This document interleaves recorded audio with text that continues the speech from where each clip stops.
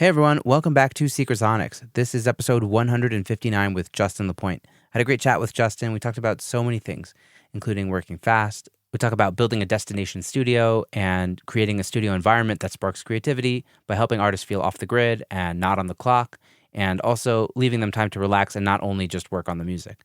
We talk about live recording session techniques, capturing the magic of live musicians and not over-editing things, drum recording techniques, mixing and mastering techniques, and everything in between. So I think you're going to love this chat. So with all that to say, here's my conversation with Justin LaPointe coming up right here on Secret Sonics.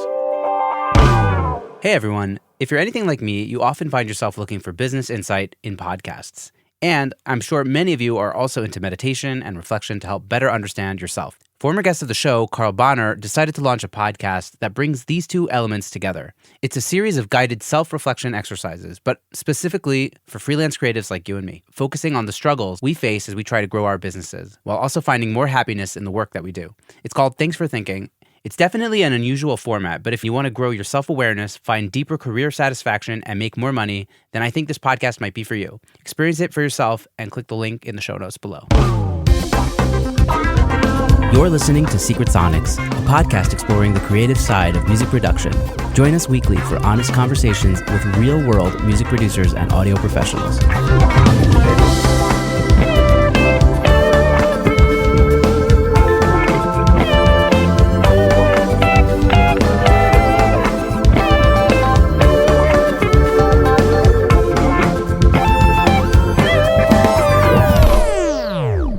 Hello and welcome back to Secret Sonics. I am your host, Ben Wallach. My guest today is Justin LaPointe. Justin is a producer, engineer, mixer, and studio manager at Barnhouse Sound Productions on Vancouver Island, British Columbia.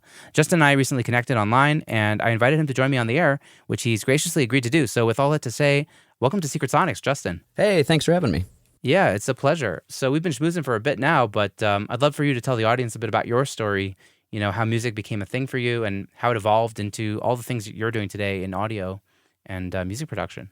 Well, I'm a guitar player first. I fell in love with music when I was about 4 or 5 years old. My grandfather was a guitar player, and never professionally or anything, but he was always very passionate about music and country music and old, almost like early country, like Hank Williams and a lot of old early AM radio kind of stuff. So he always had a guitar for me. I remember when ever since I can remember, there's like a ukulele around the house somewhere, and then the smaller, like 3/4 inch scale.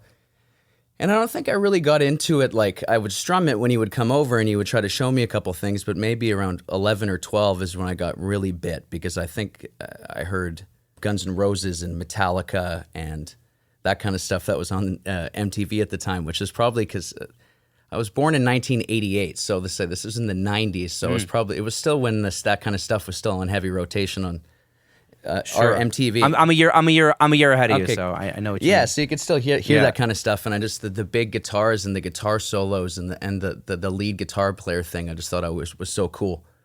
So and it was nothing like my grandpa's music either, which is thinking back, which is kind of interesting.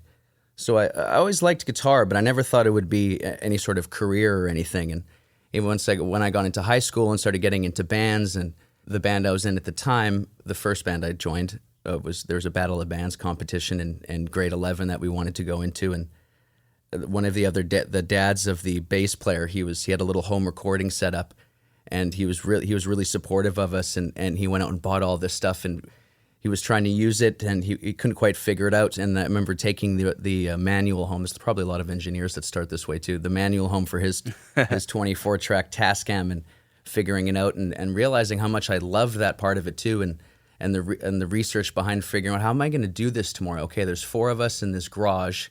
If I put my amp here and put the bass player's amp maybe in the other in the room, if I close the door, and the problem solving aspect of it for me was always really, really exciting, and then being able to go home and tweak it afterwards. So I've been recording since high school, I would say. Yeah. And then when I graduated high school, I grew up in Winnipeg, Manitoba, and I wanted to get somewhere that wasn't as cold. So my parents were encouraging and wanted me to go to university, and even if I didn't know exactly what I wanted to do yet, my dad always encouraged that a business degree or an economics degree, no matter what you wanted to do in life, those two things would would relate to it. So I decided to get a business degree. So I applied to a bunch of universities around Canada and got accepted to the University of Victoria, which is on the far west coast on an island where we're living now. Spent most of that time, besides my going to class and my studies, is I was really attracted to all the other musicians and that I met at school as well too. And even though I wasn't in the music program, I always find myself going and having lunch in that building and walking through the halls and hearing the trumpet players and the saxophone players. And one day I was sitting out there eating my lunch, and a guy just poked his head out, and he's like, "Man, I've seen you walk around here all the time." And it was, he's like, "You want to come? Do you play anything? You want to come jam?" And it was actually a ska band. So from being like a rock and roll, this is still when I was really into rock and metal, and it was the first time I'd ever played in an open band format that wasn't like that, with horns and a proper drummer, and everybody had sheet music, and then they also was in the same situation where they were recording as well, and they were making a demo, and they had at the school there, they also had a recording studio. So I was able to take a couple electives in that recording studio at the school as well, and learn a bunch through there and record a bunch of different genres from in the theater, from classical type things to the local jazz band. And there was quite a few local ska bands too. This was in 2006, 2007. So there's quite a few ska bands in Victoria at the time. So I don't remember that being a big ska year, but yeah, it was. Maybe this is like post Sublime, post No Doubt. Yeah. It's like a different. I think it was the horn guys maybe that I had met, like the saxophones and trumpets, and maybe there's not a lot of different genres you can get into that was fun. Maybe like party music where you could still get the whole band on whole horn section up on stage, right? Yeah. And then around my fourth year, when I was about to graduate with a business major and an economics minor, I started to look for a recording studio that I could maybe get a job at or an internship or something. And I found there's the biggest commercial studio in town. It was a place called Electric City Sound, and it was designed by this company called Westlake Audio, who put studios in Manhattan, in Nashville, in LA, one in Switzerland, and another one somewhere in Europe. So what the point being is you could go to all these different rooms all over the world and get the same listening experience. They had the big Altex in the walls. They had the same tape machine, Studer A800, and it was one of the last places. It was one of the last places on the island that was still run like a commercial studio, where there was an assistant and there was an intern and there was a head engineer, and they had 5 days a week at least booked. I was really interested in getting into be able to work there somehow, and of course, after many emails that nobody answered and phone calls that went unanswered, I just showed up one day and was like, what's going on here? Do you guys need any help? And started making coffee and being a runner, and eventually got to sit in the chair one day and start, because I had already in university gotten pretty acquainted with Logic, and the studio would jump back and forth from using Pro Tools. It was mostly the engineer there mostly used Pro Tools, but a lot of the hip hop clients that they had, and a lot of the even the indie bands were using Logic. So this was it was kind of a switch for them. They were kind of backwards, where I was the only one there that learned how to use Logic. So it was I quickly got hired on as my runner period was maybe 3 months, where I'd help out, and then where I switched to an assistant engineer pretty quickly after that, where I could actually start getting paid, which was cool. And so half the time I was the assistant, and the other half I was cleaning up the studio and organizing microphones and prepping mixes. And another really fun part about that studio too was that it still had a tape machine.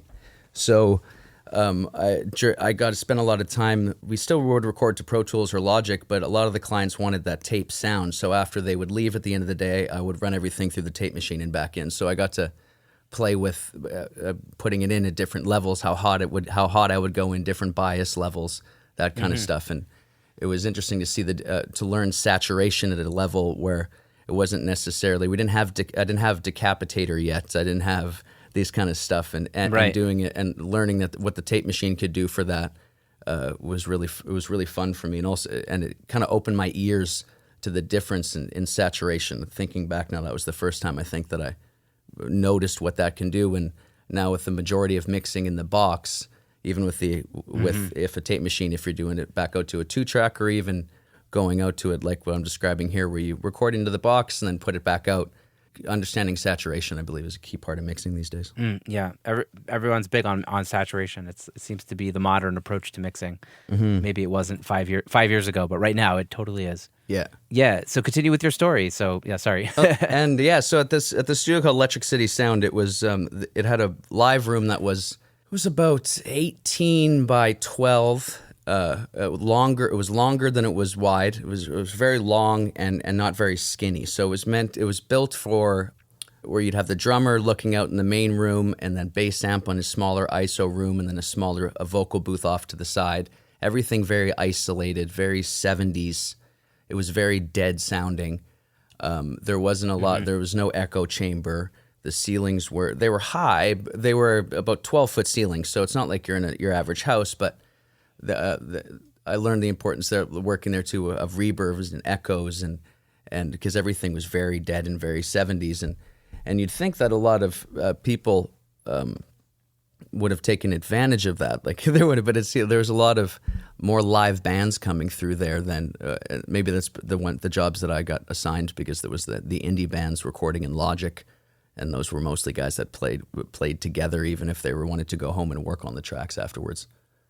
But it was interesting to learn in a commercial studio like that, having different bands coming through every day, and having the different live band setups, because now it's translated in the way I like to work here at the barn, where to have a good pre-setup going on too, where have everything working when the band shows up, so nobody's sitting there tapping their toes, right? Right. Yeah. People don't want to wait around for the engineer to get something working. They want to just kind of go. I was actually just talking with another engineer named Tim O'Sullivan, who just built a new studio. He used to be at Barefoot Sound, and he built his own studio. And it's like every thought process in going in there was like, how can I make it instantaneous for the artists, so that as soon as they get in and they they see a keyboard, like, I just want to hear that instantly. It's like, okay, there you go.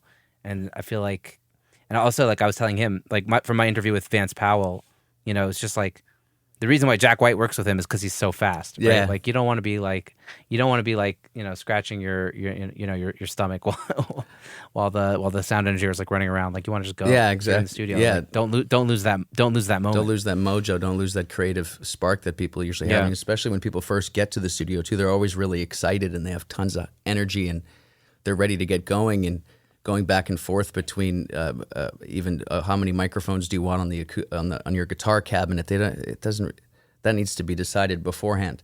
So going back to my time at that studio at Electric City, and being an assistant and watching different producers come in through the studio as well, running the sessions and how they ran sessions, I was taking a lot of mental notes in the back of the room and seeing and I'm a big fan of Jack White as well too. So like you mentioned Vance Powell, and it was around the time too that Icky Thump came out, and those records came out, and his Raconteurs records. So I remember reading about what Vance did on those records, and because after listening to him, how do they get this awesome mixture of high fidelity with that live feeling, where it feels like the rock and roll records that we love from like Led Zeppelin or the 60s and 70s, Cream, and most of that stuff was still recorded live on the best recording gear at the time, but still recorded mostly live. There's an overdub of a guitar solo here and there, but so I was always fascinated with that live recording aspect of it. Yeah, it has a certain energy. Yeah. So after about 6 months of doing that at Electric City, the owner of the place came to me, and he found out that the building at some point looks like it was gonna go up for sale, or was gonna be repurposed. We didn't know when, but it was gonna happen at a certain point.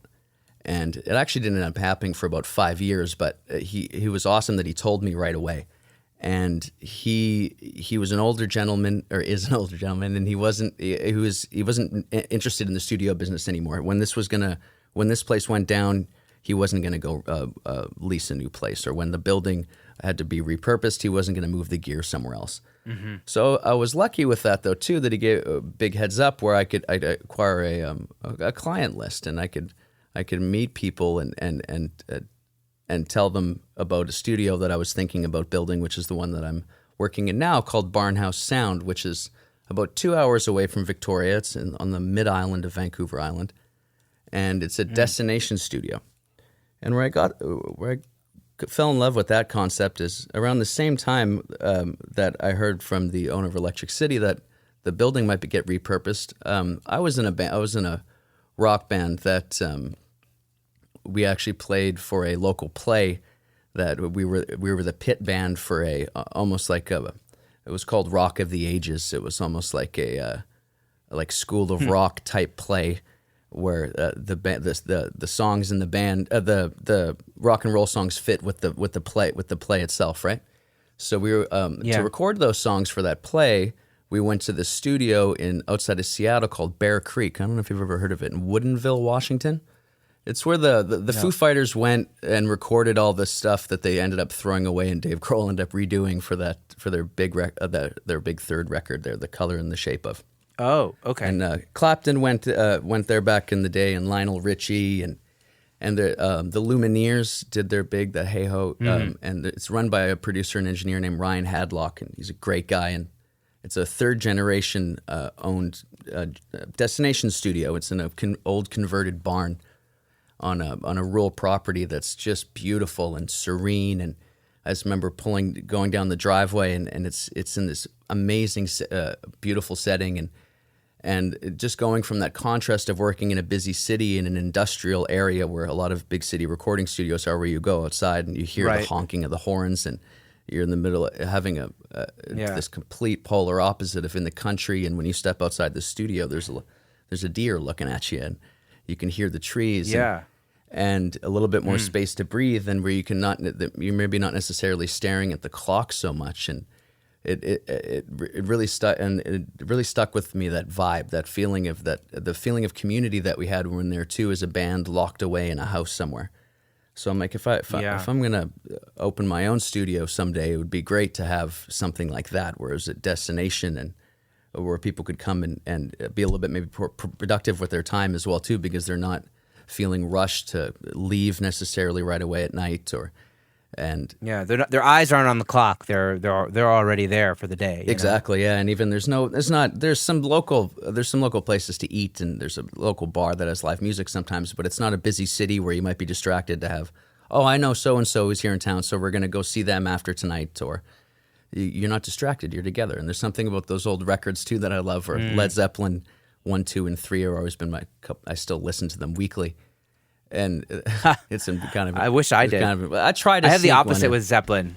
I don't listen to Zeppelin for years, and then I only listen to Zeppelin for like a month or something. That seems to be my Zeppelin.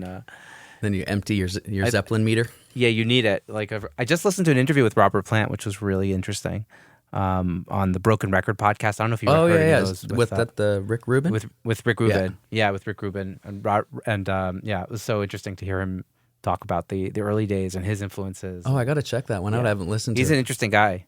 Yeah, he's an interesting guy. I wonder what he does now. He just hangs out in the pub in England somewhere, and he's still playing too with Alison Krauss, I guess. Yeah, right? yeah. They just put out another record, I think. Oh, I got to check that one out too. I also need to check it out. Yeah, put on the to-do list. Yeah, I remember I have the record, the first one that he made with her that he won a bunch of Grammys on. Right. I'm forgetting I think it was Raising Sand. That was it. Yeah. I remember there's a beautiful track on there. I'm forgetting the name now, but it's in my reference tracks for a violin tone, because the way he recorded her violin on that is just fantastic. Yeah, I think T-Bone Burnett made that record. Yeah, I think so too. Yeah, it's great stuff. He's another influence of mine is T-Bone, who I think has a similar approach where he likes to get people playing live instruments together. Yeah. He's an interesting guy. I don't know if this video exists anywhere on the internet anymore, but there was this like video that he gave this like fiery speech about how like Facebook is destroying like the way we like consume things or something, and it was like this crazy this crazy thing that like everyone's thinking but nobody's saying, and then at the end of it he said like, oh. And then someone's like, okay, so what are you doing on your records now? He's like, oh, you know what's really hip is like, it just gets into like producer mode, like after like giving this like whole like, rant against like social media and the internet and how it's being like, it's consuming people's brains and and nobody's like actually president anymore and whatever. I don't even remember exactly what he said. And then and someone's like, oh, so what are you about these days? And he's like, oh yeah, like hitting the kick drum really soft so you get more of the low end. Like that's kind of what's cool. And, like after like going through this total rant, it's like, dude, he seems like a great guy. T-Bone, if you're listening, you're invited on the show. Anyways, wait, so we were talking about Zeppelin. Talking about live, Getaway. Go back to where you were. You were talking about... So the studio outside of Seattle, Bear Creek, and then the destination studio concept. And so fast forward to a couple years later, and I looked for a bunch of different places where I could start a studio, whether it was leasing out some sort of space in the city still or taking over somebody else's home. And a long story short, the realization that it made more sense to try to find a property that was maybe in a more rural place that was more affordable and building something from scratch. And I was lucky that I call him an uncle, but he's a family friend. I've known him for forever. He owned a property development company where they'd build either condos or industrial neighborhoods. So I asked him, like, do you have any word on any properties that maybe are a good deal? Or he's like, actually, yeah. So the property that the Barnhouse was on was intended to be, it was purchased to have maybe 10 or 12 different houses on it. But after they did their research, they realized with the zoning and the way the roads were, and long story short, it made more sense, you can only have two separate homes on it. So we were able to purchase the property and subdivide it and sell the other half and put the Barnhouse on the other. And it was still it was 8 acres, so we're still able to keep 6. It's big, so we're still able to keep 5 of them and sell the other 3 acres and able to build the Barnhouse, and as opposed to trying to pay a rent every month and pay a mortgage, which is maybe going back to my business degree, an economics degree thing. And I was thinking I was able to work for probably about 10 years, 8 years after university in a different freelance and out of my home and out of the other studio to be able to save and to be able to build some experience before I went into this to be able to think about this. But another goal too is to be able to have it, if we're going to be going in this in the long haul, is to be able to be sustainable, and it'd be cool to be able to pay a mortgage as opposed to being able to have a rent, and seeing where the way what happened with the last studio that I loved and that worked out was that the property values went up so high that it just made more sense. Like a lot of places in the world, it made more sense for that property to be condos because it was worth more money that way. Yeah. So being able to offer artists some place that they could go to at that high level, like a big city studios are, but to not be that price tag, it was something too that I really wanted to do. So that's what.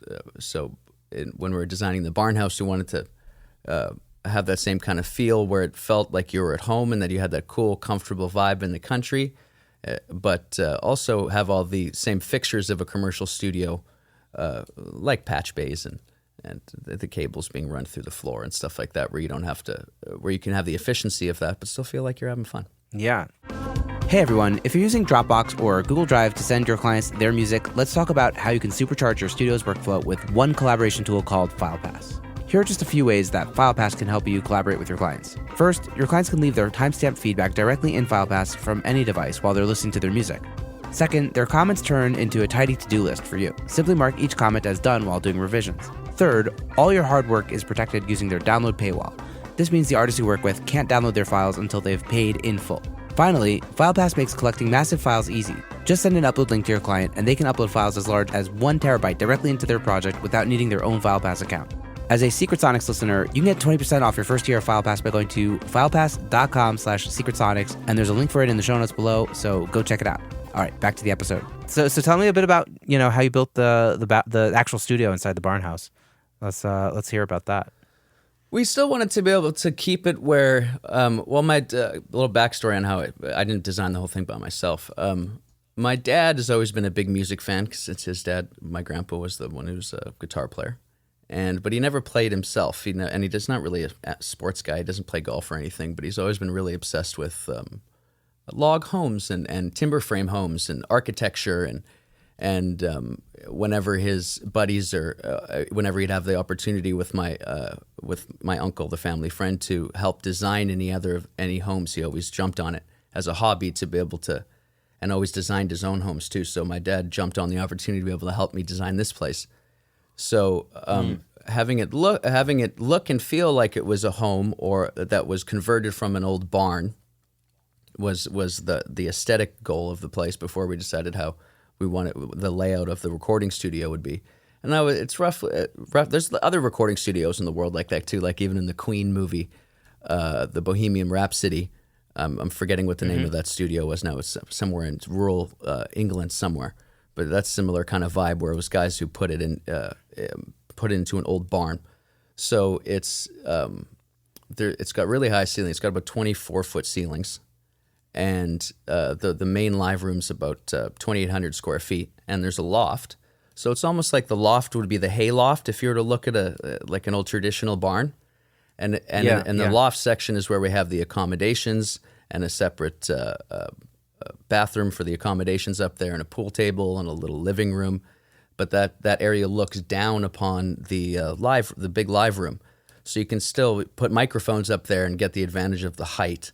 So, back to Led Zeppelin again, with if you want those drum sounds, right? If you want to be able to hang those microphones 25 feet up or even higher, you can. Wow. And also be able to go have the flexibility of when you're working, if someone's working and you want to be able to go and play, go upstairs and enjoy the TV or be able to play pool or go hang out in your room. You're not necessarily disturbing the people that are working as well. Nice. So the whole house was built from scratch. Like it didn't exist, and then you built it. Yeah, it didn't exist, and then we built it. Correct. And also that's amazing. And since it has the living quarters on site, or built into the layout of the house. It could also be used as a home as well too. The control room, it could be a master bedroom if it has the big glass window in it looking out into the live room. But it was designed in a way where it could be, if it wasn't a commercial studio where other producers and engineers besides myself rent the place from. It could just be a single dwelling, whether it would be mine or somebody else's own personal studio. As almost not in the beginning. This was maybe 8 years ago now that we're coming up with this plan. So this was before we were more open to the idea of other producers and engineers, maybe before when the studio design was a little bit smaller and we hadn't expanded so much. I was thinking maybe it would just be my own personal recording studio for my own projects, as opposed to bringing in other engineers and producers and composers and stuff to be able to rent the space for their own needs. So it got bigger than the intention was. So it could be used as a home, but it probably never will be. Right. Let's hope not. Right? Exactly. Yeah. Nice. And so basically, artists can come stay with you, like almost like a hotel or a bed and breakfast or something while they're recording, or is it not quite that intimate? Oh no, it is exactly. So it's. We have full accommodations on site, so if it's just for people who are recording here, though. It's almost like an Airbnb, but just for the guests for the studio, right? And add on to this. It's not on Airbnb or anything, but we got a bunk room that's got like 2 grown-up sized bunk beds in it, which is kind of fun, like 2 queen sized double bunk beds, and then another master bedroom, and then we also have another little cabin on site that's about 800 square feet. That we just built actually in the break-in, in the beginning of COVID there now. So like 2.5 years ago, a little 800 square foot producer's cabin, we call it. So that's where I stay when I'm here now, or if as overflow for if another producer or engineer wants to stay in there, and I can stay somewhere else. My parents live about 15 minutes close by, so I could stay there as well if I needed to. But we're realizing we needed a little bit more overflow for accommodations and stuff, so we built another little cabin on the property, and then also some place that I can stay when this place is filled up. So it's a lot, and then we try to keep the accommodations are very affordable. It's really just meant as convenience and not being able to be able to take it away from the cost away from bands and artists that don't want to have. When you go into a major city like Vancouver or even New York, or your accommodations are sometimes more than your recording time is, and recording costs can be. So it's if you're in this, especially in Canada, we only got about 36 million people in the whole country. So it's a little bit more competitive for artists, and it's a lot harder for artists to be able to make a buck especially because the cities are so far apart from each other, and touring is a lot more difficult in Canada. So trying to offer a service to artists that they can afford has always been high up on my priority list as well. Yeah, dude, I totally hear that. I'm in Israel. I think there's 9 million people in Israel, and it's a much smaller market than Canada, and so much more smaller than it's way smaller than America, and it affects the whole industry. Like, like just having, like, if you're in Israel, like Israel it takes like 6 hours to drive from the bottom to the top, and like maybe an hour to drive like east to west. Yeah, and so like, what's a tour here? A tour here is like maybe you do 5 shows. Totally. Yeah, so it's hard to survive. It's hard, really hard for artists, especially in smaller countries, smaller cities. It's really not an easy. It's not an easy path. I don't envy the artists anymore. Totally. One thing that is great about Canada, though, so we do have a lot of arts grants, grant systems and even each individual provinces usually have their own specific grants that you can apply for. Then federally, there's also separate grants that you can apply for. Yeah, I've heard about this. Yeah, do you know Braden Regno? By any chance? I recognize the name. No, I don't think I know him personally. I'm pretty sure he's in Vancouver. Yeah, he's. I think he talked about that on his episode, but not far from you, not too far. Yeah, it's cool because it can be complicated. The application process can be complicated, but there's a lot of opportunities for Canadian artists to be able to get their recording costs covered, some of their touring costs covered, and even demos. So there's the provincial ones. Even for the province that I'm in is called British Columbia. So there's a provincial organization called Music BC that you can apply for a specific demo grants through. So if you want to work with a specific producer or at a specific studio, like Barnhouse Sound, for instance, you can go and you can be on their approved list, and then you can get up to $5,000 demo grants to be able to that's for 2 amazing. to 3 songs, but it's still to be able to develop a demo and to get into the studio and to work with a producer. So yeah, but that infuses money into the industry and from the ground up, really. Absolutely, that's awesome. Yeah, so I did something like that even here. Like somebody like got some government grant money for recording, and like just tell them what your cost is, and we can do up to this many hours. I was like, okay, cool, totally. Like, yeah, that's awesome. Amazing. So tell me a bit about how you find work. How do you find clients that want to, book the Barnhouse, or people that want to hire you to record? Like, how does work come through the door? A couple different ways. This is not. I wish I could say there's one answer, but it helped a lot. Like I was saying, the studio I used to work at, I was able to get a bit of a client list, or a bit of a couple people that I'd met and worked for, and some overflow from the studio that I worked at before. So that really helped. And I'm going into we're going to our 4th year at the Barnhouse now. So the first couple years, it was great to have some clients left that followed me over from the old studio, and social media, word of mouth, Google searches, because I think I'm still one of the only studios in this area. And then, and for me personally, word of mouth. For other producers and engineers, personally reaching out to some other people, other guys that I know locally that might need something. We also I don't just do specifically music for like independent bands, or we get a lot of composers that come through as well too, guys like that'll get they'll be scoring an entire TV show or a movie, and then they need like a home base to work out of. They might have a mixing room at home or an editing room at home, but they don't necessarily have a tracking room. So they'll come and set up shop here for a week and bring the session musicians in, because we have a great local network of session musicians. Because we're about 2 hours away from Victoria, but between Qualcomm Beach, where the Barnhouse is, and Victoria, there's about 4 other small towns and 2 universities. So there's a lot of the universities have a lot of students, and then there's a lot of music schools, and so we have a lot of great session players around here.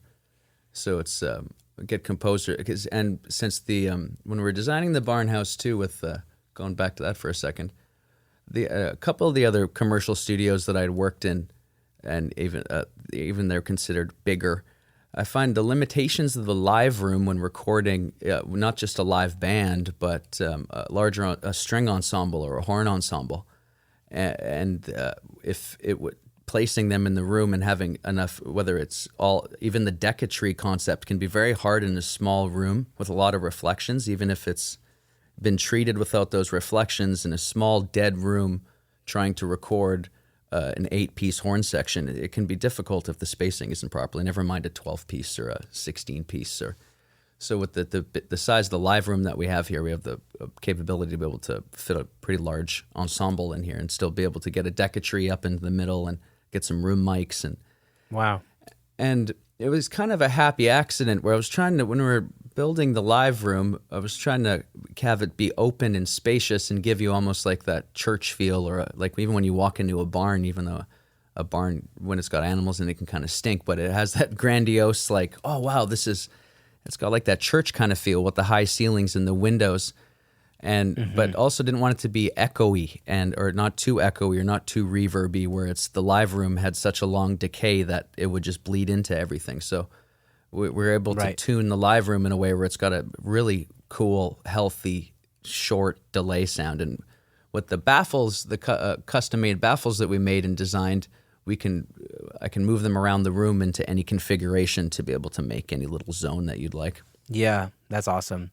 Yeah, I saw some pictures. Do you do a lot of like videos in the studio of live videos, or am I imagining things? Because I think I saw a couple stuff on your website. Quite a bit, yeah. I'd say since this beginning of COVID, I guess it's been 2 years now, but it's been I've seen a big upward trend on whenever anybody wants to record something, they also want to shoot video, and if there was another happy accident of my dad's beautiful architecture and the way that the building turned out, that it's a great filming location as well too. There's, whether it's on the property outside or in the live room, we can control the lighting if you wanted to. Where it could be completely dark and you can have artificial lighting, or you can get the natural lighting through the windows. So a lot of people have been coming and doing live off the floor video shoots. Because in a lot of other, whether it's be studios or bars or theater formats, it's usually people end up playing to tracks if they want to do the live sound kind of thing. So we've actually been doing, actually have a series coming out. We're still working on it, but it'll start coming out in November, of like a Barnhouse Sound live off the floor sessions, kind of like, the way NPR has their cool tiny desk sessions, or something similar to that, where the audio that you're hearing is actually what you're watching. Which I think I love that. Which is one of my music nerd things. I don't know how you feel but when I'm watching something that's supposed to be live, and I'm like, even though I get that you have to do 10 takes of something and then maybe get some B-roll, but if you're panning to the guitar player and he's playing a completely different guitar solo than the one I'm listening to, that kind of, even not a video guy, just an audio, that kind of stuff, as a consumer of audio and video, it bothers me. So it's been fun. I've realized a lot of people have been enjoying this space because we still have we have an isolation room off the main room as well too, where you can put all the amps in. So you can have everybody live in the room with the drummer and with the baffling and positioning in the room. You can make it so the singer's not bleeding into the drums at all, and everybody has their own little headphone station with their own mix. So it's a really comfortable live performing situation. Yeah. I was thinking about this when you were talking about like being fast and getting everything kind of getting up and running really, really quickly. I find that for me, the most stressful moments are when I'm also if I'm like recording like a live session and it's also getting filmed, and then like kind of trying to set up the mics and everything while the videographer is also trying to like, no, I need that angle, put the microphone from the other side, because it's messing up my shot. That I find that like so stressful, because it's like I'm just trying to be fast for the artist, and then like the videographer gets in my way, and then I'm just like waiting for the videographer to tell me what to do. Does that happen a lot? Totally. I had the exact same experience, and in the first year that we were open, I had a couple of my friends that were in bands over to just test out the space and to shoot some video and to practice that process. And I realized very quickly that I did need to be prepared ahead of time, and also even at a certain point, you're not going to be prepared enough for that. Like, there's going to be a microphone that needs to be moved. The video guy is going to, or person is going to want something. There's going to be something that needs to be changed no matter what in that situation when you're shooting video and trying to capture audio at the same time. So I think the first couple times I tried to do it, we tried to get too much done in one day.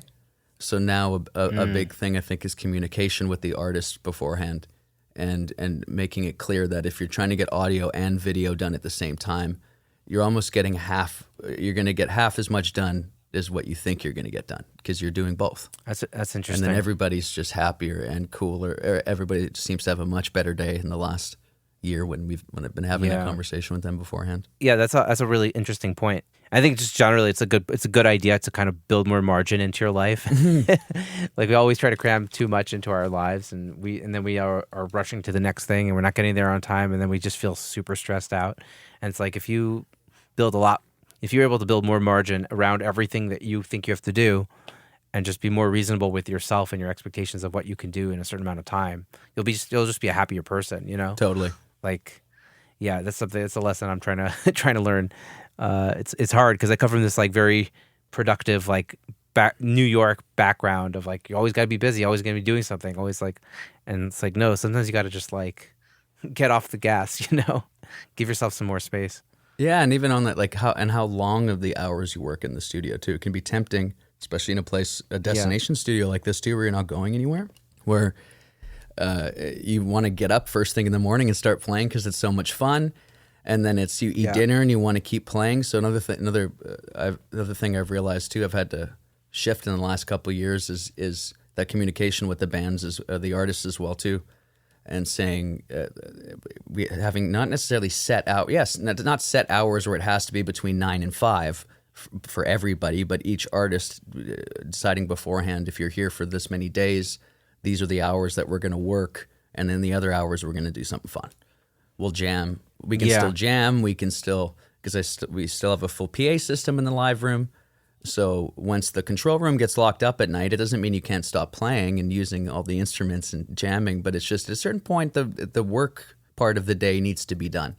And if you're going out to a place with your bandmates and you want to create something and have a vibe that is conducive to that, I think having those breaks together and sitting by the bonfire and talking about your day and having a great meal together and just shooting the shit and having fun, I think is an important part of the record making process as well. Yeah, it's something that I've been thinking about a lot. I had a guy on the show named Andy Reid from Michigan, and he kind of like told it to me, and I was like, oh, it was like a really eye-opening moment for me on the podcast of like this experience for like the artist is like so much more important even than the recording. Like, you know what I mean? Like the recording is obviously important, and you know, obviously it serves a purpose, but like the artist's memory of this session is like almost the most important thing. Like make sure that the artists that you're working with are just having an amazing experience, and then they're going to just have the most fond memories of working with you in your studio and making this record, and like just being cognizant of the fact that whatever artist is in my space, like it might be all about the song, but it's also about their experience making the song and what that means to them. So I think like, yeah, being experience focused is like a super important thing to keep in mind. And not just like, we got to get this take. It's like, no, like, let's like enjoy, like you're in the studio. That's really fun. Like, let's enjoy this day, you know? Totally. And that translates into the music as well too. You'll get it in those first 3 takes if you're feeling like that, as opposed to trying to just do 35 takes because you can. Yeah. And the important, and that can lead to the pre-production thing too. I think in past being, I've gotten this question quite a bit lately, is what is a producer? In addition to because that term it always seems to be, it changes a lot too, and it's different for what the situation is, and whether you're being an engineer or a mixer or a producer, like what's the differences between those things. The producing part, I think that's one of the time management and having those conversations beforehand and pre-production is if you're going to be. Are you just recording something, or is it a production? Is it just, do you have a plan, or does the artist or the client already have a plan on what they want, or do they need some help managing that project? It's almost more of a project manager as well too, I've been realizing a lot. And having these conversations beforehand can be a bigger part of the production than whether you're going to use an 1176 on the way in or not right away. Yeah. On the vocal. Which is super fun too. I love talking about the nerdy parts about recording as well too. But the pre-production part lately has been really important, I find. Yeah, I think for all the unclear, unclear what the word means, right? Like the ambiguity of the word producer these days. Like, I think being a producer is just, and I don't remember who said this, but it's really just about like making sure that the album gets done, and like you said, the manager, like, is it going to be finished? And I almost feel like the most producery when I'm liaisoning between the artists and the mastering engineer and saying like, no, this is a good master, or like, maybe let's do one more version of the master. Like when I'm just like getting it to the finish line and kind of telling the artist, oh, I'll be in touch with the mastering engineer about that, or like, like that kind of like finishing stages of the process of just saying like, now it's done, or like it's almost done, feels like, oh, now I'm a producer, because I've kind of instilled the confidence with the artist that now the record is finished. So totally. I don't know why specifically with mastering I feel that, but I think it's because of the finishing thing, Yeah, I think so too. Yeah, that is the key. I think you're right about what producers is the finishing part, getting it through the finish line, and even how many projects I've seen in the 12 years in the couple studios I've been through that have still never been released, that are on some hard drive somewhere. Right. And it's sad when that happens too for everybody involved. It's just like that. It's even if it's not going to go out to be a platinum release and have 500 million people hear it, or getting something completed, you'll be surprised how much farther it'll go. It's not going to go anywhere unless you get it done. And yeah, a lot of, especially 2022, we have a lot of distractions between phones, everything we got in our lives. It's hard to finish things sometimes. It's a very distracted world. And also, I think artists tend to be very perfectionistic, especially at the beginning of their careers, when they're like, this song is everything and it has to be perfect. And you know what? Your first song is not going to be perfect, and it's not going to be your masterpiece. And it's like, it's more important that if you're at the beginning of your career, that you, obviously it has to be good, right? You have to try to get the quality as good as you can.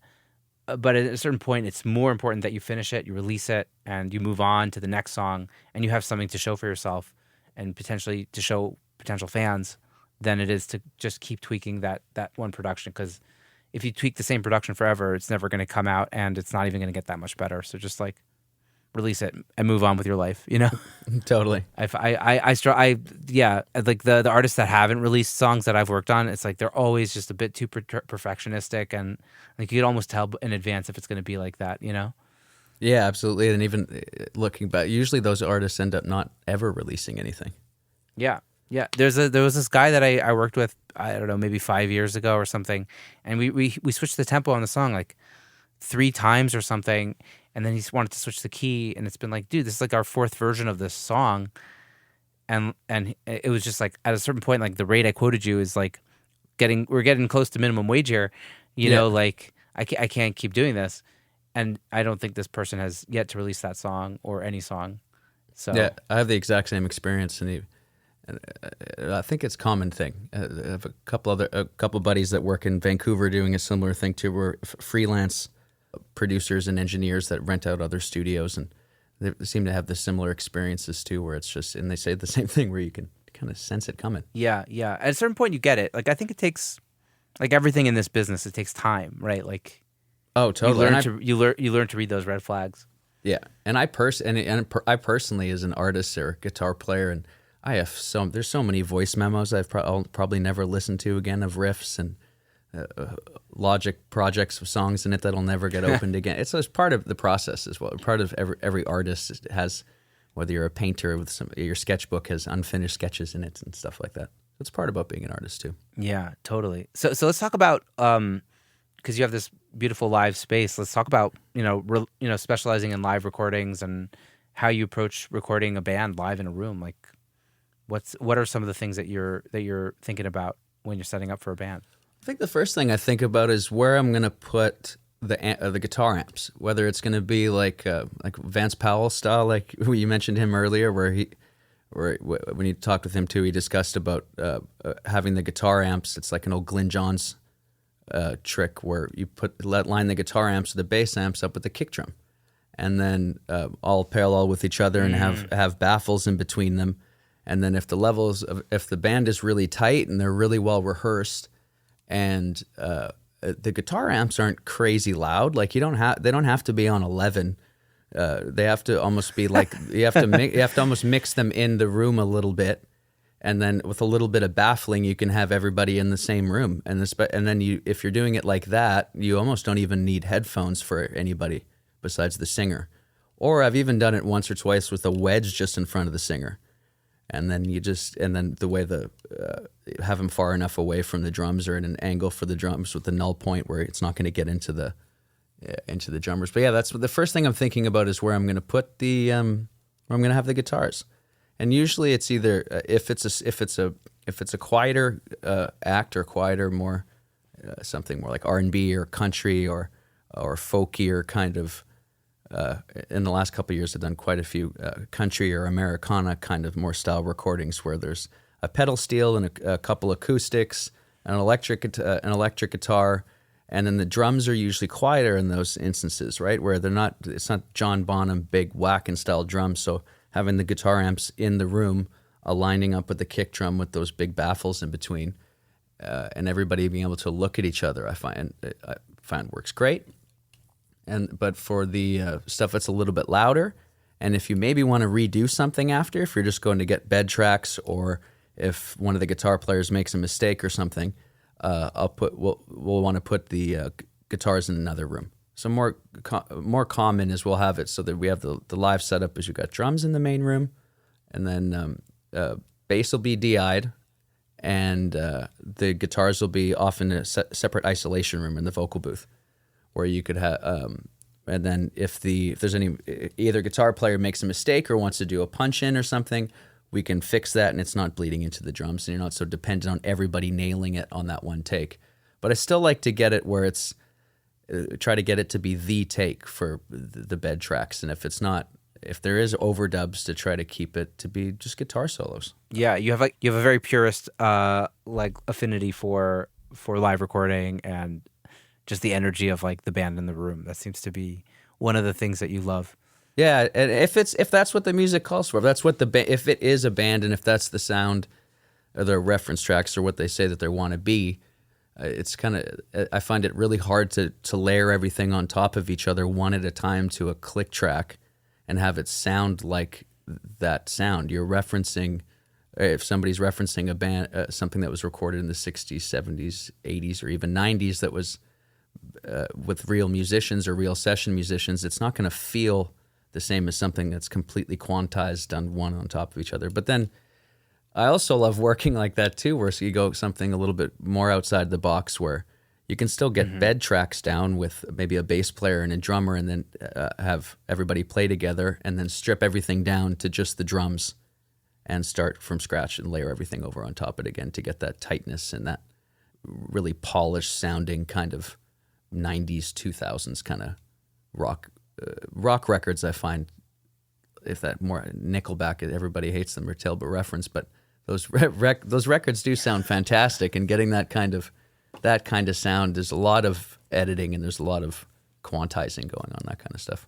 Oh yeah, that stuff was recorded in Vancouver, right? It was, yeah. That's what probably makes me think of referencing. Josh, I interviewed a mixer named Josh Bowman who interned at that studio, and I'm blanking on the name of the studio, but it's was it Brian Adams owns it. The Warehouse. The Warehouse. That's it. Yeah. Getting my Canadian music industry knowledge down nailing here. Yeah. Totally. I think the Warehouse would be the only other studio around here that's got a bigger live room than we do. Wow. Or in the province, maybe. That's sick. It's a beautiful room, though. Brian's place is great. It's in a heritage building there in Vancouver, and it's just a great big multi-room complex. I think they have 4 different studios in that place. Something like that, 3 or 4. I don't know. And sometimes, quite a bit of the work I do too, especially since COVID, it's been a little bit less bands, like live bands, being able to do everything fully together. Partially, I think, is the convenience, and then different bands wanting. A couple of my clients, their first albums were done completely live, and they're thinking, the second album, let's branch out a little bit more. So more bed track concept, where you get the band to come in together and do the bed tracks all together, whether it's a rhythm section or the singer or a singer songwriter that doesn't have a band.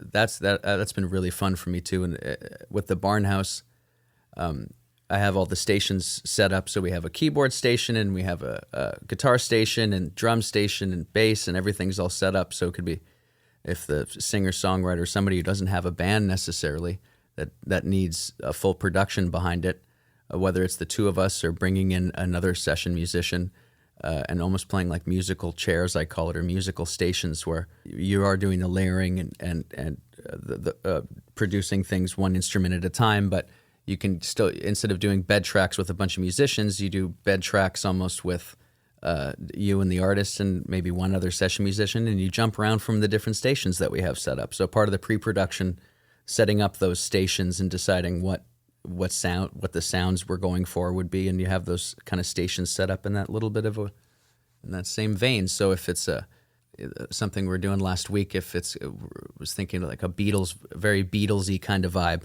So if the keyboard's set up with some Mellotron-y kind of sounds, and have a hollow body bass hooked up in the corner, and then have some towels on the drums already, that kind of setup. Oh, nice. You just kind of like lay it as if you're a band by like one at a time, kind of just like pass it in. And I've been finding a lot of even singer-songwriters these days too, are very, very talented engineers and arrangers, and they know what they want. I think with GarageBand and starting this thing, starting the whole access to everybody having a DAW, which I think is the greatest thing ever. Maybe it's because we're, like you said, you're a year younger than me. We were born in there was still tape machines being used when we were born, and even in the studio that I started in, they still had a tape machine, but we maybe used it 5 times in the 5 years that I was there for an actual just the tape machine. Like it was more used as an effect pedal or something. Yeah. So it's just a different way of thinking. Yeah, no. I think I'm a year ahead of you because I'm born in '87. But 87. Sorry, I thought you said '89. No, all good. But yeah, I'm all for it. I'm for also artists knowing how to record themselves. I think it could always be helpful for an artist to kind of know some of these things. It only helps, when people know more. It only makes the industry better. A lot of it seems like a lot of multi-instrumentalists or singer-songwriters are more like the Kevin Parker from Tame Impala now, or even they aspire to be, where the guy that can write, that plays all the instruments and does everything himself or herself at home, and then when they go out on the road, they either hire their friends or hire other people to recreate it live. That's almost a second thought. So it's been another something when we built the Barnhouse and started this, where I thought the destination studio for live bands and somewhere where you can stay.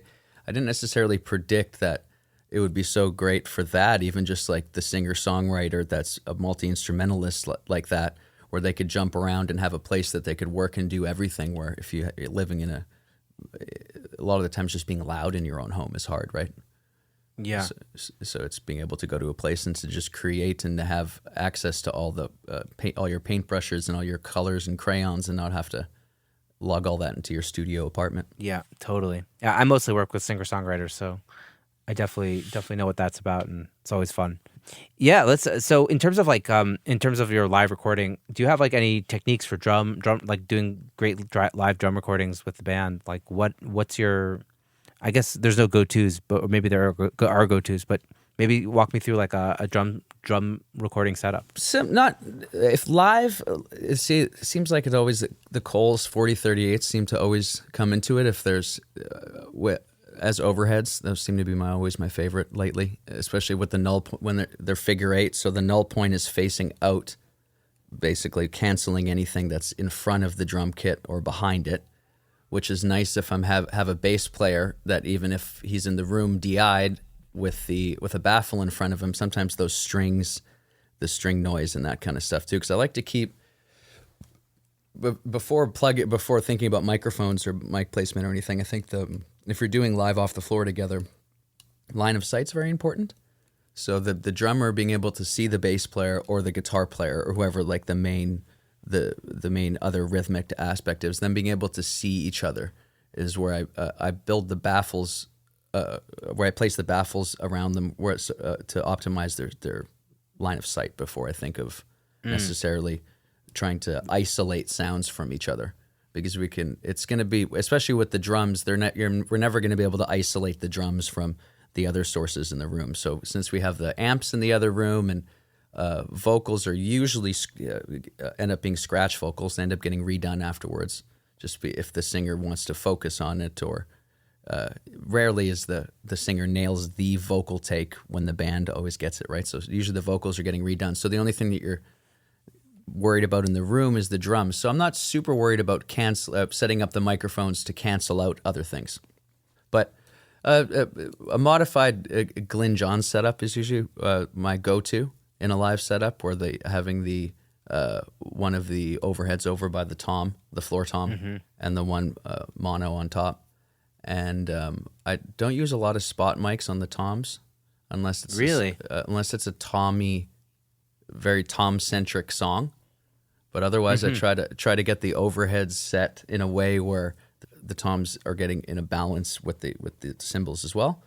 And then with snare drum, I go back and forth with different dynamics. Either a 57, a go-to, and I also have a couple vintage Electro Voice, like EV, a 664, and I'm brain farting on the other model number right now. But one's Omni and one is Cardioid, but they're dynamics.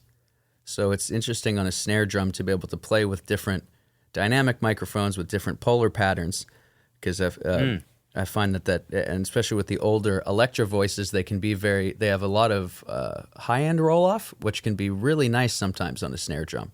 Really fat. You can get a really fat-sounding snare drum sometimes with an old Electro Voice, something that's a little bit more of a mid-range boost, as opposed to doing that afterwards in the box or with a piece of hardware.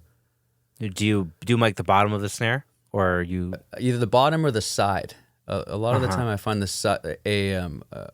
I usually use actually a condenser for the bottom or for the side. Sennheiser, the AKG 451B. Okay. Which they're pencil condensers. They're often used as an overhead or on an acoustic guitar. They sound great too. But I love that on the side or the bottom of the snare. I find a 57 or a dynamic doesn't get enough of that top end sizzle kind of thing for me for the underneath mic. Yeah. And then when I do mic toms, I find if they really need to be a present part, that I mic the top and the bottom. So the reverse the polarity on the bottom ones, and then I find that a beta 58 on the bottom of a tom is really cool, because it has a little bit of the beta has a little bit of a mid range kind of dip, low mid. I'd say there's a dip around 200 or so, and then a boost around 1K maybe a little bit on the beta 58. So I find it does a little pre EQ for you underneath of the toms. Oh, but sick. for overheads, if I'm not using the Coles, a pair of Neumann U87s is always awesome, especially if it's more of that traditional, if it's a jazz setup or a blues or something where you're going for high fidelity, clear, capturing almost the entire drum kit and the overheads kind of vibe. That's the Neumann U87s work really great for that. Nice.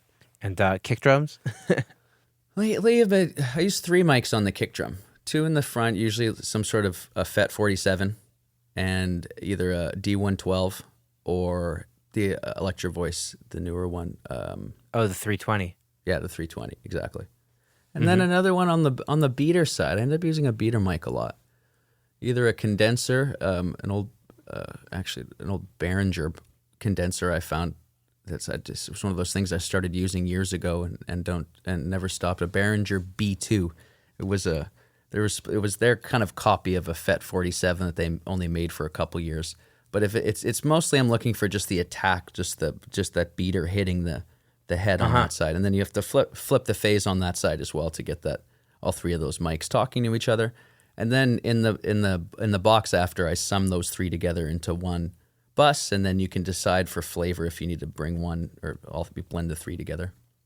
Yeah. Are you finding yourself using like these phase alignment tools in the box afterwards, or you kind of just like set it from the get go and forget it?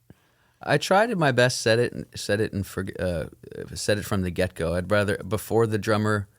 If the drummer's bringing their own, if it's somebody else's drum kit that I'm using, I'll get them to bring it before the day of the session, and then build the drum setup in as part of the setup time of beforehand when everybody gets here. So go through hopefully have all the mics on the drum kit in phase at the preamp stage in it.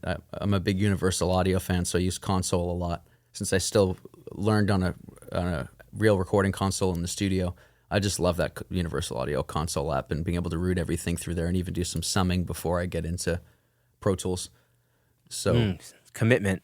Yeah, so I'll do a lot of my phase alignment at the either in console, flipping the phase there, or just directly on the preamp. Amazing. So let's talk about mixing. What's your approach to mixing? You kind of mentioned that you're in the box. Do you do anything specific? Do you have templates? Are you kind of working from scratch? What's your approach to mixing?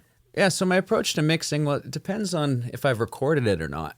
If I've recorded it, I've probably done a lot of commitment on the way in. So maybe not in regards to sounds. It maybe not, obviously not level automation, the individual balances between the instruments. But even that, when a musician comes back in the room after a take, I always, even the distance that it takes them to walk from the vocal booth back to the control room, I always find myself doing a couple tweaks of something to make it sound better before I hit spacebar in the next time. But if I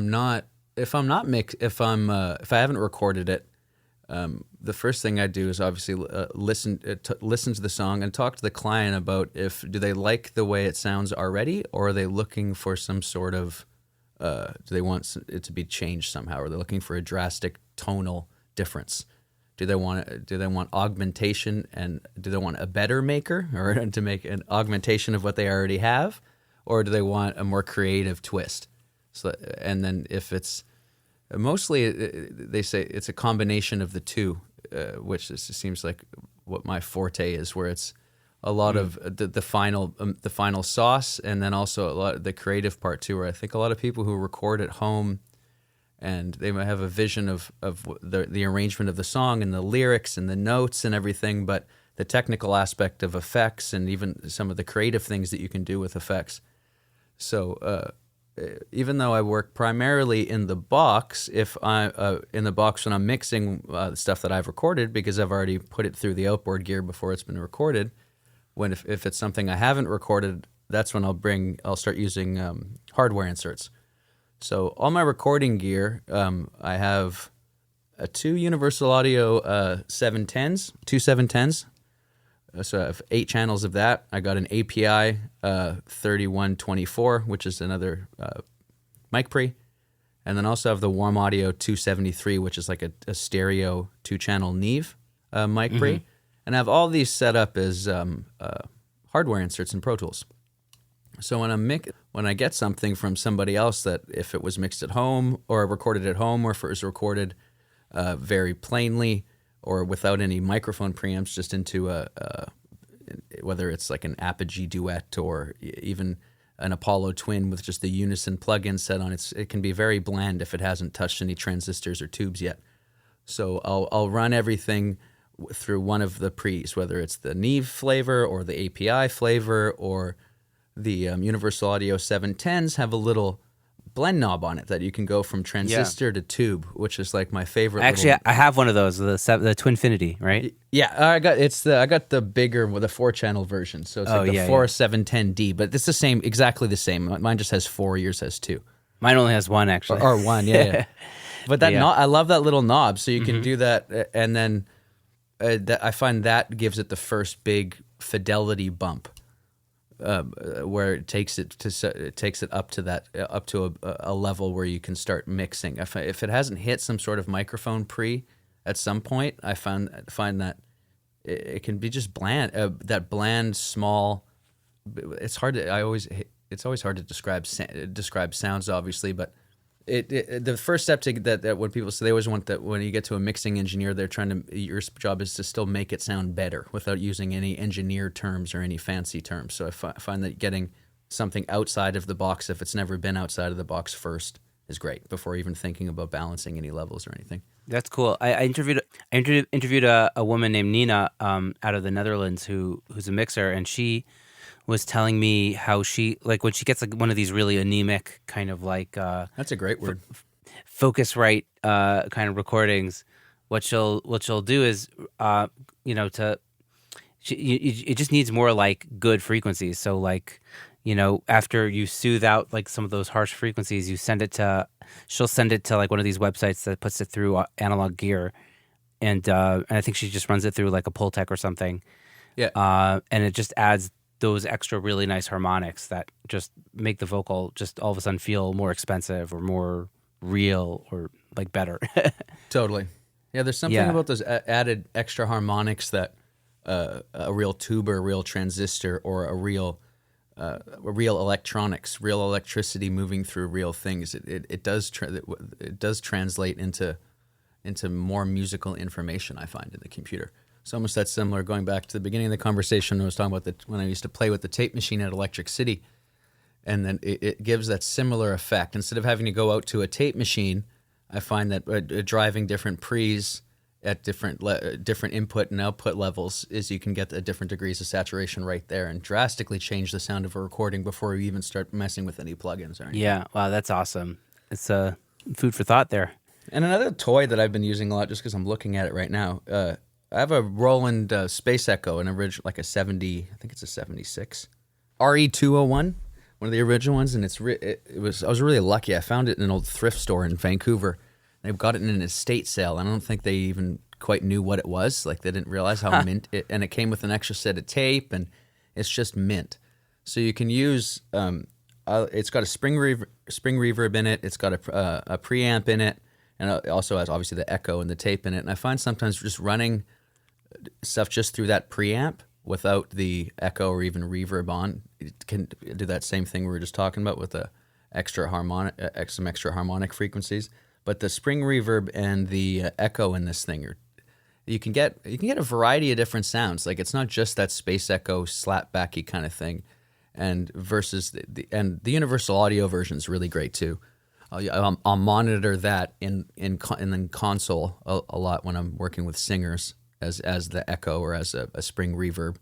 But in regards to mixing, I find another thing when I mix stuff that I haven't recorded, that's a big tool that I use a lot too. And I find it's really hands-on and fun and gives it something unique. And it was a bigger step up of the feedback that I get back from clients now.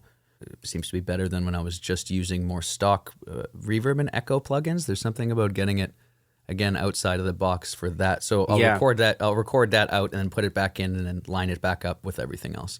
But in regards to it, that's the only effect that I use. I've heard a lot of people say that reverbs in the box just are not as good. And even if you use like the Bricasti, like, you know, you could get the Bricasti algorithms or whatever, you know, with the Slate reverb or something. But it's like the real Bricasti, just leaving the box to go into the digital Bricasti unit just sounds so much better. Totally. There's something about it. I don't know what it is. Yeah, I don't know what it is either, but at first I thought, and there was a Bricasti at the studio I used to work at as well too, so maybe that's why my ears were already tuned to that, and they also had a plate reverb as well, an EMT. Amazing. But that the UAD EMT 140, I use that all the time too. That thing sounds great, but it's still not the same as a real reverb. And back to the mixing again. So, but I used to have a couple 1176s. I had the Warm Audio, and I also had a Yuri. And I've had an LA2A, both the Warm Audio and a Teletronics.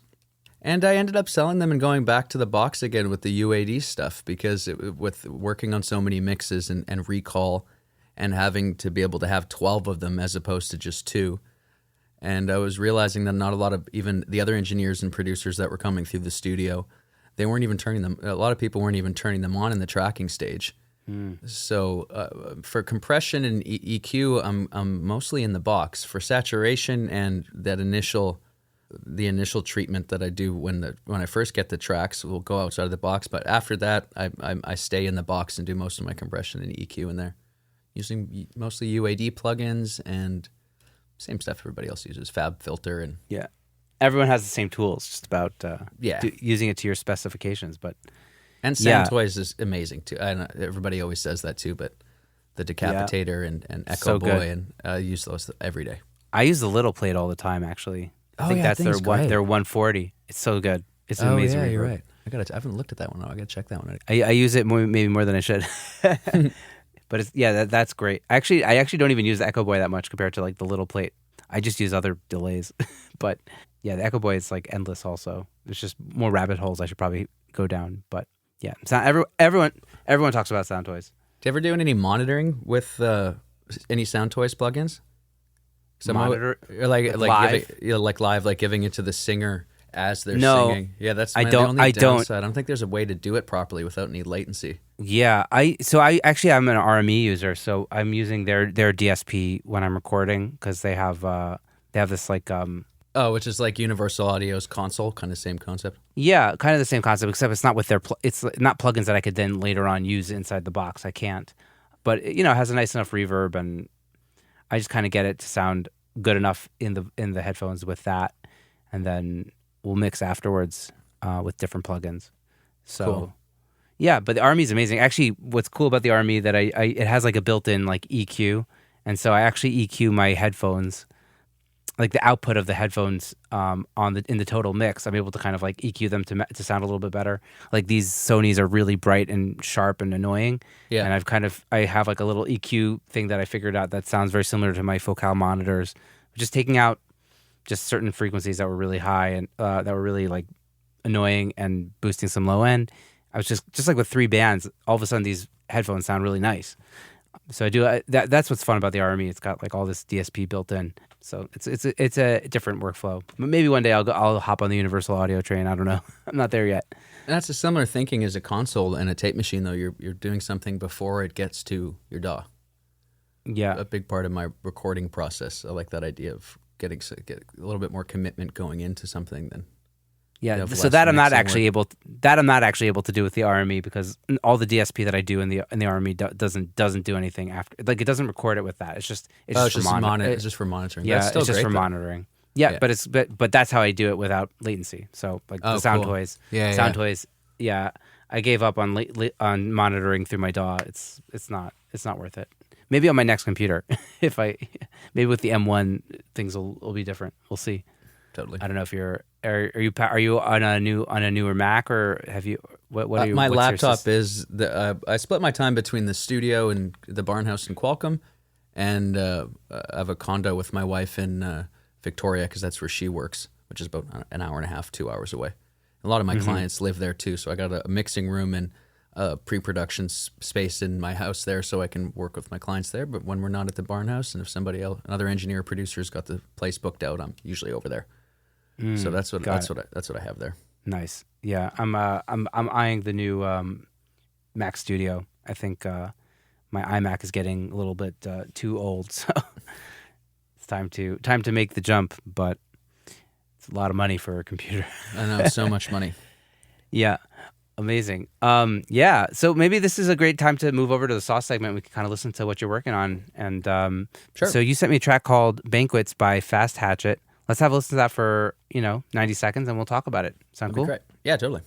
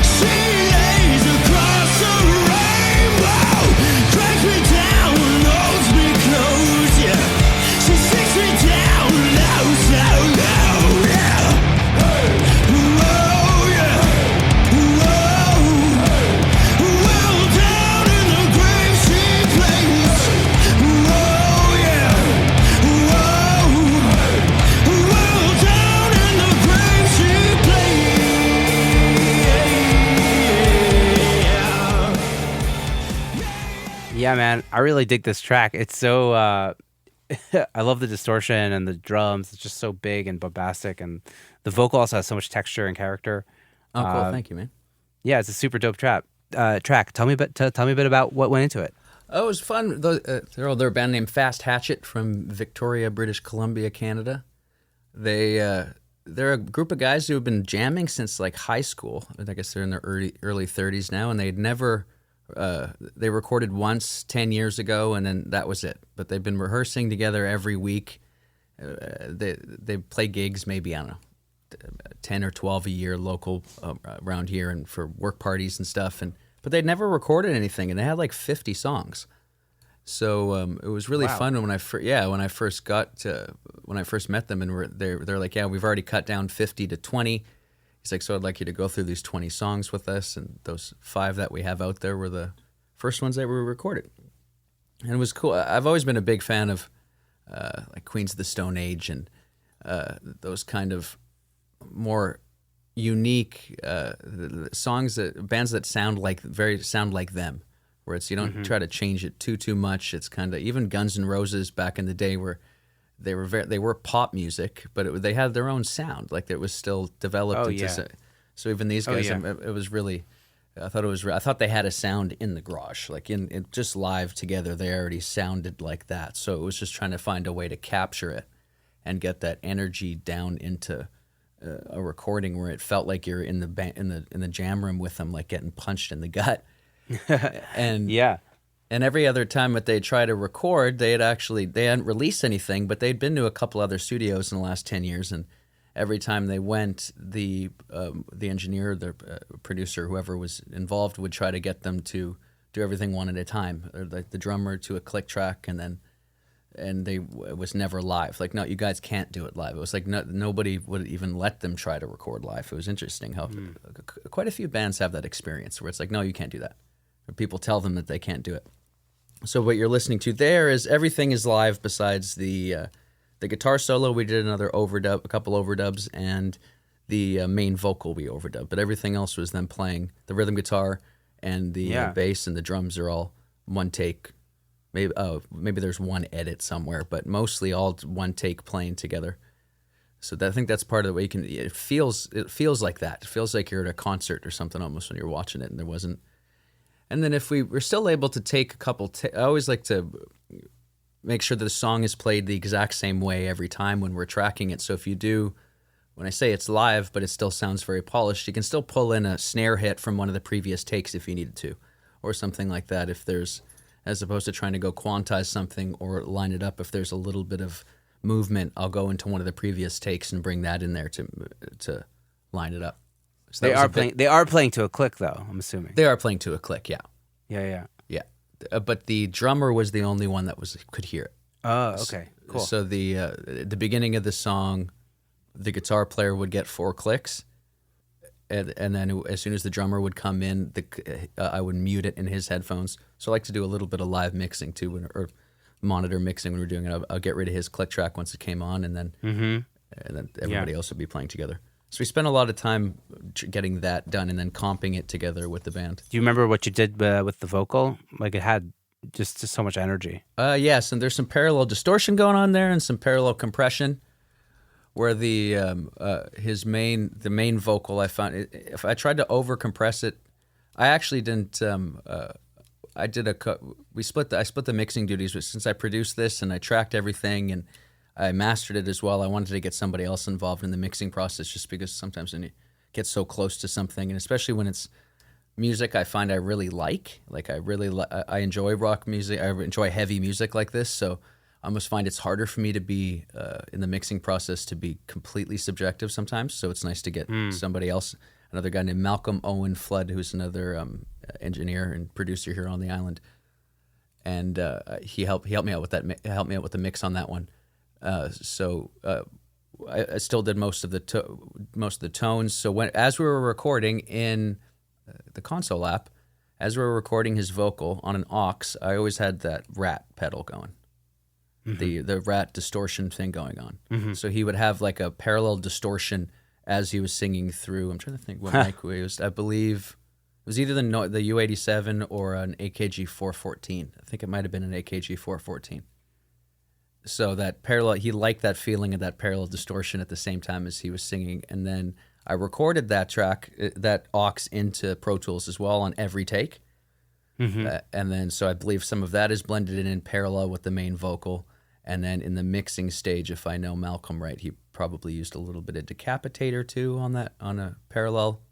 And then there's also a printed track of the Space Echo with a slapback delay that I printed in and gave to the mixer as well. Amazing. I actually wanted to ask you a little bit about mastering, because I know you do some mastering and sometimes you even master your own mixes. Do you find that difficult? Because I can't really master my own mixes at this point. I usually mix into not a completely mastered level where it's like completely clipping, but I like to get it going, get my master bus hitting it at a mastered level where is what people would listen to. I was sick of people coming into the control room or getting a scratch mix or a demo mix and being like, how come this is so much quieter than everything else? So I've been mastering my own mixes for 10 years anyway. I'd make a mastered hot mix, and then before I'd send it to the mastering engineer, I'd turn that off. And then eventually I just realized, after getting a couple other mastering engineers and comparing what I was turning off before I sent it to them, and then 5 or 6 times my clients actually chose my mixes for my masters over the ones they paid for in addition after that.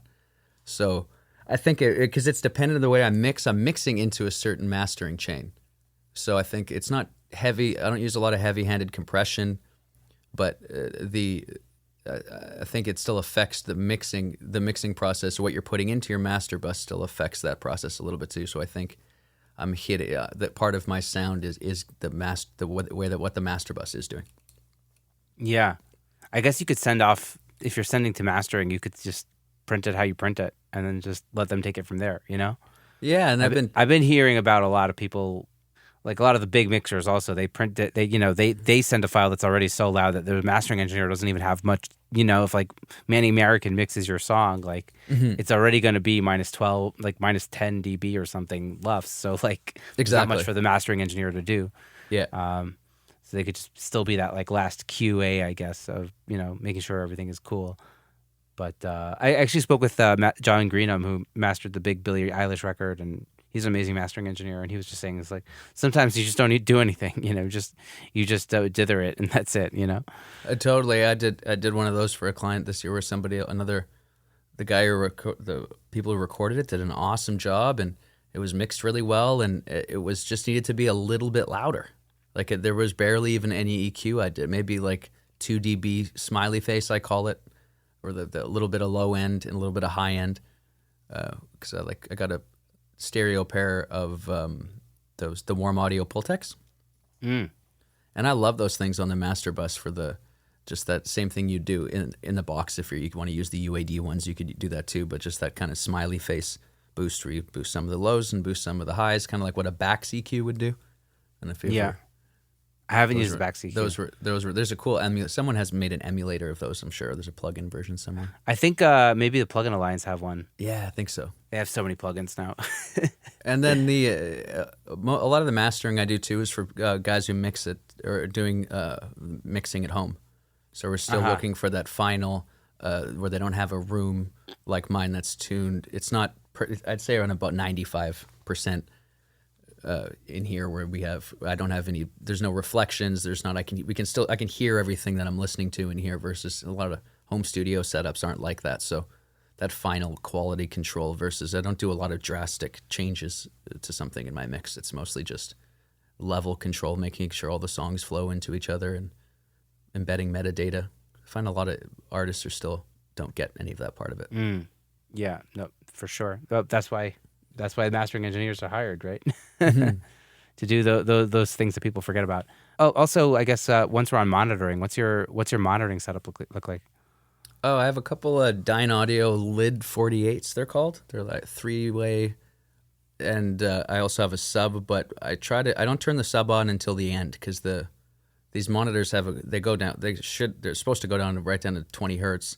So it's I find a lot of people don't have subs anymore when they're listening at home. Like it's usually whether they're using a sound bar or a Sonos or one of those little Bluetooth speakers or something. Very rarely is it is there a sub at home? So I just want to make sure I'm not over hyping those frequencies. So I usually turn on my sub halfway, 3/4 the way into the mix, towards the end. And I also have a pair of NS10s, the newer ones, the CLAs. Oh, nice. How do you like them? They're great because I bought them in the beginning because I was used to old vintage NS10s at the studio I used to work at, and I didn't want it to be such a harsh transition to these lid 48s in between.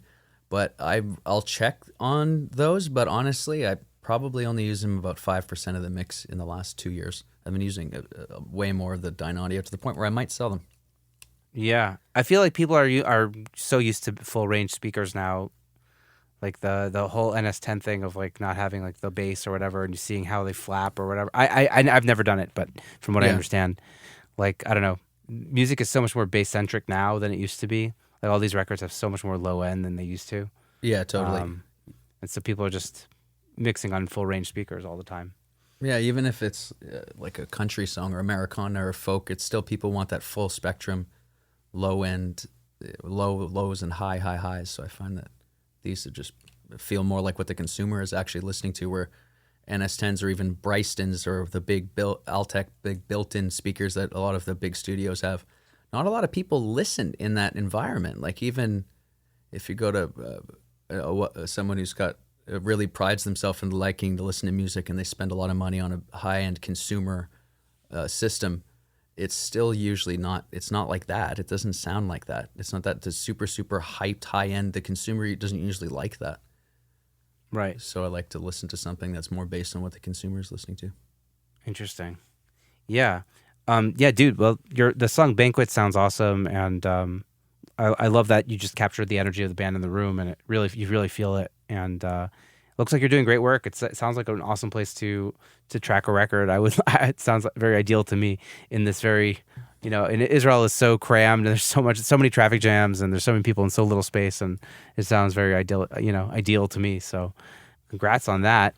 As we draw the interview to a close, I'd love to ask you some more generalized questions. I like to ask everybody about staying inspired and routines and how you kind of keep yourself going. Like, is there anything you do to kind of keep yourself jazzed to get into the studio and do the work that you do? Lately, actually, it's getting out and doing something that's not studio related or music related before I start that for the day, before I start that kind of stuff for the day. So even if it's take the dog for I recently got a dog at the beginning of COVID, so she's been great.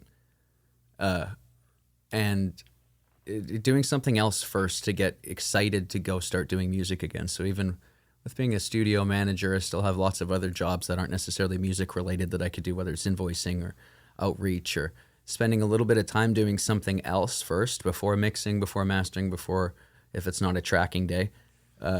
I find inspires me to get into it, where it's almost like a reminder of why we started doing this, because it's fun, right? So you start doing some other kind of work or you do something else, and I always start thinking, I just can't wait to get back into the studio. Versus the other way around, where I do those jobs afterwards, or I'd procrastinate the stuff that I didn't want to do, the tasks that I didn't want to do, like the boring admin work or emails, and I'd wait till the end of the day to do that. And you really don't want to do it at the end of the day. So I find that it gets me more. I've gotten more efficient and gotten more done by getting those the lesser fun tasks done right in the morning, and then once you get to sit behind the desk and start getting your hands behind some knobs and on some faders, you're having a blast. Yeah, I like that. There's a guy that worked on a lot of really big a cappella records named Ed Boyer who I had on the show, and he was telling me I'm either really stoked to like get working or get it over with. Yeah, I totally agree. That's exactly how I feel sometimes too. So you can move on to what you want to do. So that's what that made me think of. That's great. Amazing. Well, yeah, so I guess it leaves us only with the final question of the show, which I ask everybody. And I'm gonna rebrand. I'm rebranding it as like an advice question as opposed to your own journey, but it's still asking about your journey. Mm-hmm. Just like looking back on the things that you've done. Maybe there was something that you regret doing, or something that you thought was like totally the right thing that you did. Well, based on that, like, what would you impart as like a piece of wisdom to somebody who's kind of up and coming now and just getting started in this industry?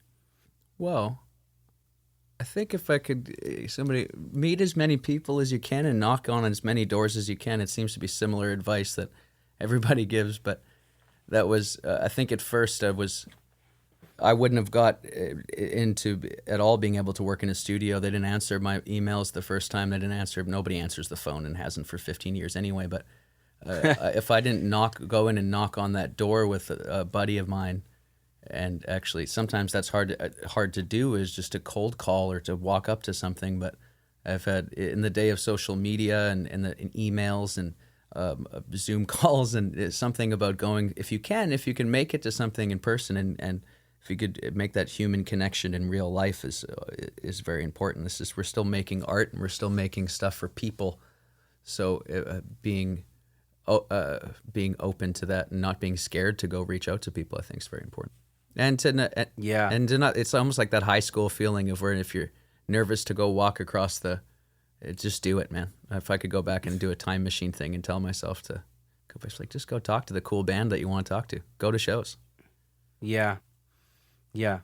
People are less intimidating than you think they are, right? Like, and I think so many of us are in our man/woman caves all the time and just like so focused on what we're doing that we forget about like the other people involved in the industry, and like everybody else is just people, right? Like, and I had my big I've said this on the podcast a bunch of times, but my big revelation for that was like the one time I went to a trade show.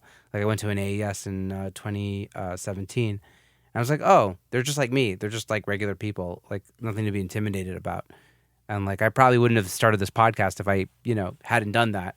And this podcast has enabled me to meet so many people, and everyone else is just so gracious and great, and like just people, like everybody is just people. So you just have to, it's a great point. And so go across the hall and meet people. Yeah, and even if that's just a DM sometimes too, that's not just a copy and paste. Like we can go just be actually just say, hey, that I just saw that your live video you posted, and I love that guitar you're playing, or just just tell people when you like their shit too, or sorry, like their, excuse my French. Oh, you could. It's fine. We promote this with an E on the podcast apps. Awesome. Yeah. So when you like, maybe that's the better way. When you like somebody's something, tell them, man. If you like somebody's music or you like somebody's art, tell them, because we all want to hear it. Totally. I love it, man. Well, Justin, it's been so great to schmooze with you, get to meet you, and hear about what you're doing. I would love to see your studio one day. It looks awesome. And totally. Get to meet you in real life, maybe. So yeah, if you ever come into Canada, you should give me a shout. I'd love to have you by. I hope I can make it to the west coast of Canada one day. Let's see what happens in life. But yeah, Toronto's on the exact opposite side of this of where I'm from, but we'll get you here someday. And one day we'll make it over. But yeah, totally. Well, man, thank you so much for taking the time to do this. I appreciate you. Well, thank you. We appreciate you. I love your podcast, man. It's so nice to, especially when you live in a more rural place like I do, to be able to feel connected to the bigger world or the bigger industry that you're into, and even to be able to hear other people's experiences and to be able to hear what else is going out. Your podcast is an invaluable asset to even my own sanity. So thank you, man. I appreciate it. I'm happy to hear that. I'm glad that it's making an impact. That gives me a lot of joy. So thanks for sharing that. No, it's fantastic, man. Keep up the great work. Thank you so much. All right, man. Have a great one and take care. Thank you so much for listening to this episode of Secret Sonics. I hope you enjoyed this conversation as much as I did. If you've been digging the show, it would be awesome if you could share this episode or your favorite episode with a friend or two, and or leave a rating and review on Apple Podcasts, Spotify, or your podcatcher of choice. That's it for now. Have a great week. Take care and dig in. See you soon. Bye-bye.